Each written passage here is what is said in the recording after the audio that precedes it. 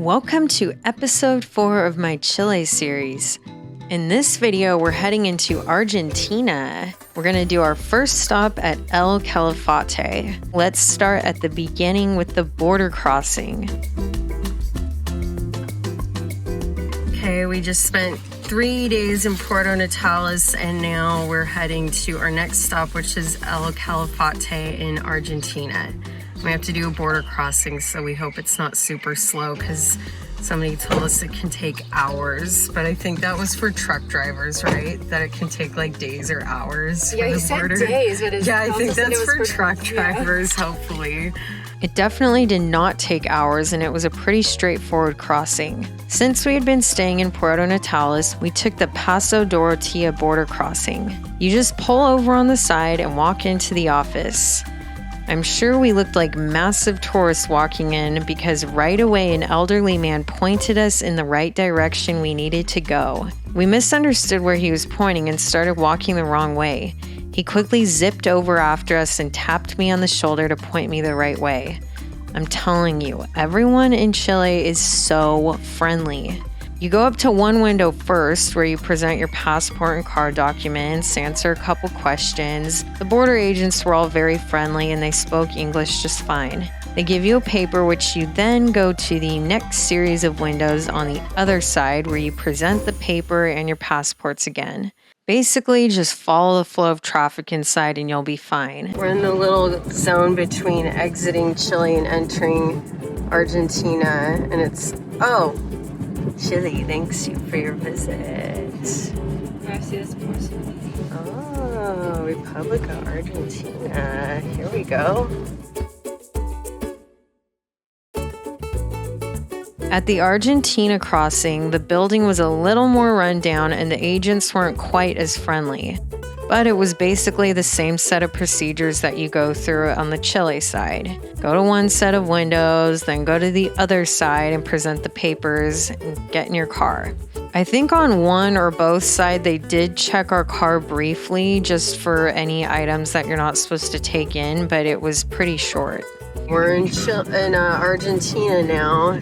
The border crossing was pretty simple. We feel like the Border Patrol on the Argentina side weren't nearly as friendly as the Chile side, and we think that the roads might be like worse condition, but I think Argentina's economy is a lot worse off than Chile, so maybe that's why, I don't know. One thing we noticed right away was that there were these little red, what I called dog houses, but they were obviously not dog houses, dotted all over the sides of the road. I had seen a few in Chile, but they were everywhere on the Argentina side. Some of them had tons of empty water bottles in front of them. These are roadside shrines to deceased people and saints. One of the most common is for Defunta Correa, which legend states is a woman who, in the mid-1800s, went out with her baby to look for her sick husband who had been fighting in the Argentine Civil Wars. She eventually died in the desert when her supplies ran out, and days later, when some gauchos came across her, they were amazed to find her baby still drinking from her breast because she was miraculously able to still supply milk for him. So these water bottles are left to calm her eternal thirst. So that's just one type of the shrine you might pass by. When you first enter into the Argentine side, you'll be kind of in this weird industrial waste type of place. There's a lot of potholes in the road and there's a ton of trash littering the sides of the road. Spectrum of strategies for regulating body temperature.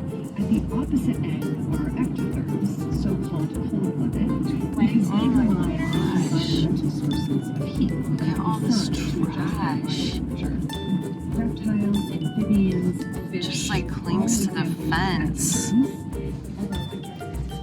And their speed limits here are obnoxiously slow. Like they don't even make sense. That's 12 miles an why is there hour. like a horse sitting right there? they can maintain temperature. I think he's tied up. Another thing you see is a ton of dead guanacos, but they're pretty removed from the road, so I don't think they were hit by a car. And a lot of them were draped over fences, like they tried to jump it and got caught and just died there. The drive to El Calafate was pretty uneventful, and the road is open and easy to drive. There are some sections with potholes though where you will need to watch your speed. We stopped at Esperanza to gas up because that is your only chance to get gas on your way from Puerto Natales to El Calafate. And you might be wondering, well, why would I have to drive all the way across here when I could just take this road? Well, that's a dirt gravel road and this is the paved highway, so you're going to be stopping through here anyways, so I suggest you fuel up while you have the chance. And that's where we first noticed how much cheaper it is to gas up in Argentina than Chile. And even though it looks like you're kind of in the middle of nowhere, the bathrooms were surprisingly very clean and modern. But again, for the 1000th time, do not forget your toilet paper. We continued on our road of vast, open, brownish land until we hit El Calafate. You'll get a nice view of Lago Argentino as you get closer to the town. We were greeted at our Airbnb by the sweetest dog. Is she coming over? He said, I'm down. Oh, no, he don't want to do that. No. Oh, he wants to go in there. I wonder if that's his home. He's very clean. Oh my gosh, we thought he was a stray. Yeah. Oh, wow. Okay, that was... These dogs are very self-sufficient. El Calafate is cute and very walkable, but it is very touristy. Although most of the tourists we came in contact with were from other parts of Argentina and other South American countries. We actually didn't see or encounter that many Americans there. This is where you can get all of your tourist goodies. And they have these like weird wooden creatures.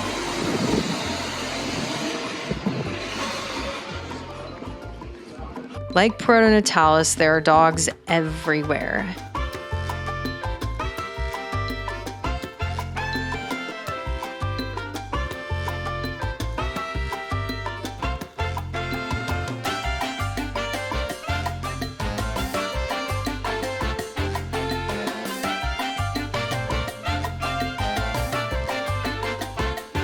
They love their lamb and they love these plain crackers. I swear there was like an entire aisle dedicated to them at the grocery store. Speaking of grocery stores, I got a couple of baked goodies to try. They look very pretty. Okay, this is the first one. Kind of flavorless. I was like picturing like a custard. I don't like the bread here so far. Oh, that was good. It tastes like watery milk. That's weird.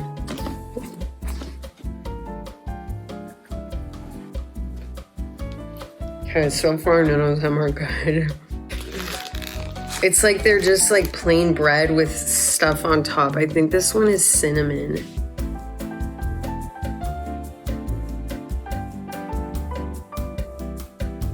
I mean, I guess from just looking at them, I could have known that they weren't going to be good, but I really wanted to try something baked good. Okay, this is a weird jelly one. Oh, that one was awful. It tastes like liquid candy. Oh my gosh. I don't know what is in this croissant, if it's plain or if it has something in it. It's plain and does not look good. I'm not even gonna eat that. It has the filling in it. I think this is the best one. We should have just bought that package that you picked out. It has a like manjar. I don't know what it is in it, but even that's not that great. But compared to everything else, it's the best. Okay, so the grocery store baked goods are not a hit. Let's take a pause from the activities for a moment to talk about money. The best exchange rate for your dollar is the informal blue dollar. The rate fluctuates, and depending on which store, restaurant, hotel, tourist center you try to exchange your money at, they will give you a different rate. Most places we went to only wanted to take $100 bills, and they carefully examine them to make sure they're in very good condition. But most credit card companies now will do the exchange rate in the blue dollar rather than the official Argentine peso, and it was very comparable to what people were quoting us. For example, at the time, online it said the blue dollar was about 1 USD for 940 pesos. Most shops, however, were quoting us around 850 pesos, which was the exchange rate my Visa was offering. The other thing is that the places where you can exchange your money might not always have enough on hand to exchange your USDs, so you can try again the next morning, but there's no guarantee. For me, it was too much of a hassle to keep going from place to place to see who had the best exchange rate and if they even had enough cash on hand to exchange my money. I decided for convenience sake I was just going to pay for stuff with my credit card. But if you do want to exchange your USDs, make sure you have crispy fresh hundreds and ask around town for who will exchange them for you. So our first day was more about getting settled into our place and getting the lay of land in town. The next day, we drove to Perito Moreno Glacier. It's about a 2-hour drive each way, and it gets pretty winding the closer you get to the glacier. And good luck if you get stuck behind a snail like we did, because there won't be many chances for you to pass them. We bought our tickets online the night before, and they just scan the barcode from your email confirmation when you enter into the park. After taking that long, squiggly road, we parked over here near this restaurant, which does have Wi-Fi and bathrooms, FYI, and we took the walking trails from start to finish. If you want to do the same, just get ready for a lot of walking because they have an extensive network of trails. It's worth it though to get different views of the glaciers, and obviously my camera just doesn't do justice to how beautiful it actually is. There's also placards at the different viewpoints where you can get information about the park and the glacier and different wildlife in the area.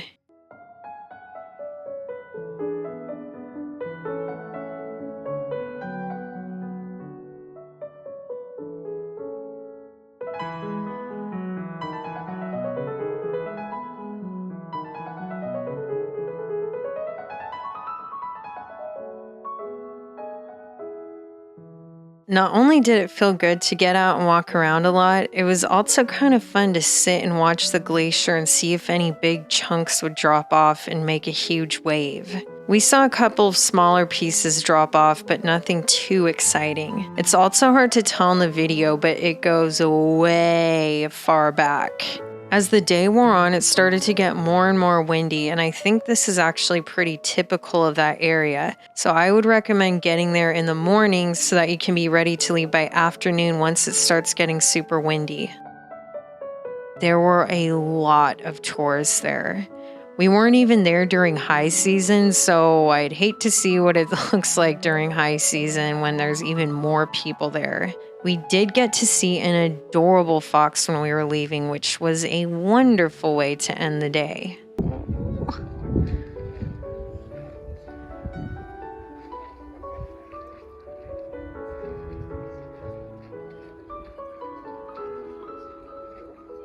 Oh my gosh.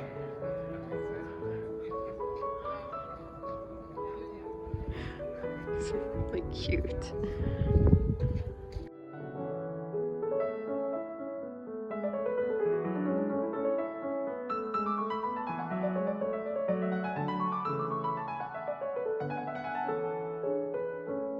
We had dinner at a little restaurant in town, and I have to say the food is much better than the food we ate in Chile. When we got in the restaurant, we saw a massive bumblebee in the window, and apparently these are a certain type that are particular to the Patagonia area. There was also a dog that walked in the restaurant, was going from table to table. I don't know if he belonged to the owners there or if he was just a stray coming in looking for a meal, but he was very sweet. Look at that tail. And then he wants that. He wants the lamb. Yeah, he was sniffing over the table. He wants that lamb, huh? I'm sorry. I got a delicious pumpkin soup. Soup's my favorite food. And I tried an empanada, which was delicious. The empanadas in Argentina are so good. I got hooked on them. I also tried a local beer, which was so. The coup followed us. The coup followed us, and we thought you lived at the restaurant. First we thought you were stray, then we thought you lived at the restaurant, and now you're following us, and now we think you're a stray again. We allotted 3 nights for El Calafate, but honestly, I think we could have spent just 2 nights there. The next day, we stopped at a horseback riding place to see if we could do a ride that day. He told us to come back at 11 and we could do the 1.5-hour ride for only $16 a person. I wanted to do the 3-hour ride, but he said they weren't doing it that day. All of the horses were extremely docile. My horse, Manuel, was really good, but he did get fussy sometimes because he always wanted to be at the front of the pack. Since I love horseback riding, this was obviously a fun activity for me, and I felt like I could have just spent the entire afternoon riding around. I loved it.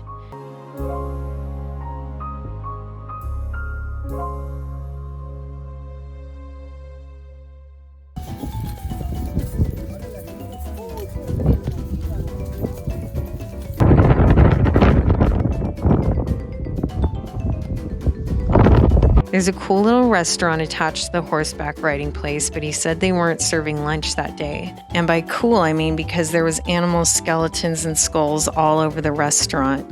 And I love bones.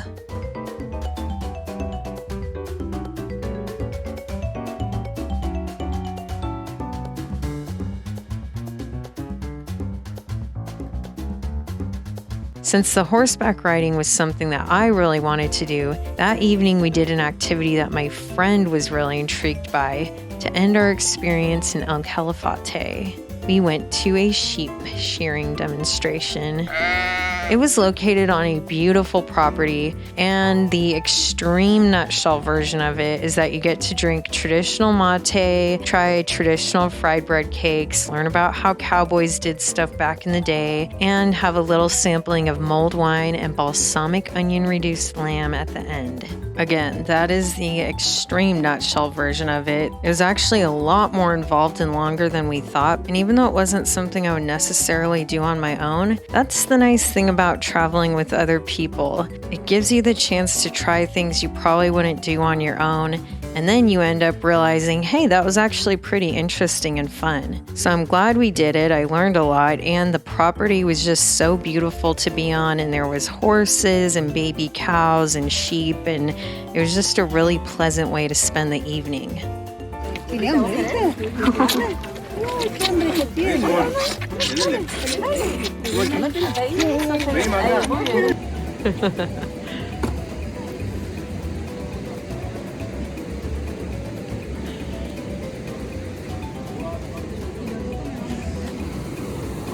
By the way, both of these activities we booked the same day. I'm not sure how it is during high season or if we got lucky, but we just contacted the places that morning and we were able to join both activities later that day. So our few days in El Calafate were up, and next we were headed to my favorite place of our Patagonia road trip.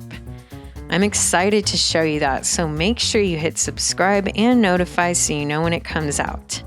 See you next time!